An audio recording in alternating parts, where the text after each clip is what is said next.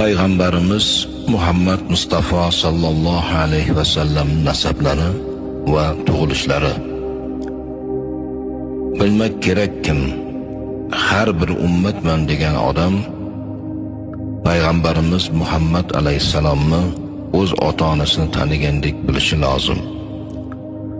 Payg'ambarimiz sallallohu alayhi va sallam o'zlari arab naslidan, Quraysh qabilasi, Bani Hoshim urug'idan bo'lib, nomi shariflari Muhammaddur sallallohu alayhi va sallam. Tug'ilgan joylari Arabistonda, Makka shahridir.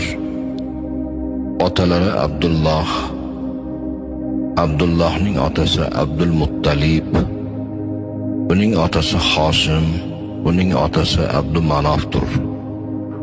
Ushbu to'rt otalarni bilishlik har bir musulmonga lozim va lobuddir.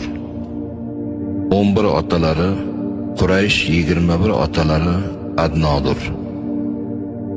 Payg'ambarimizni yuqorigi otalari Ibrohim Halilulloh, onalarining ismlari Ominadir.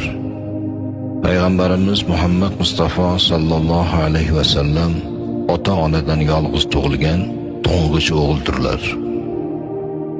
Chunki payg'ambarimiz ona qornida 2 oylik bo'lgan chog'larida otalari Abdulloh Shom safariga ketayotib Madina shahrida vafot topdilar. Yoshlari 30 ga yetmagan edi. Payg'ambarimiz sallallohu alayhi va sallam Hazrati Isa alayhisalomdan 571 yil keyin tug'ilgan ekanlar.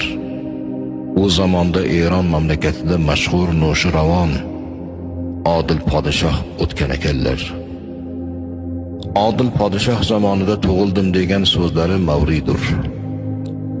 Rabbil avval oyining 12-si dushanba kechasi sahar vaqtida dunyoga keldilar.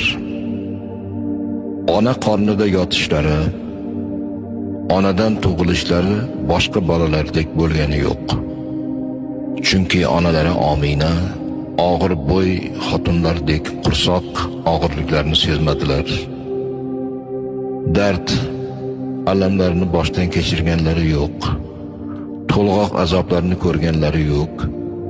Yukli xotinlarga bo'ladigan badan og'irchiliklarni hech bilganlari yo'q.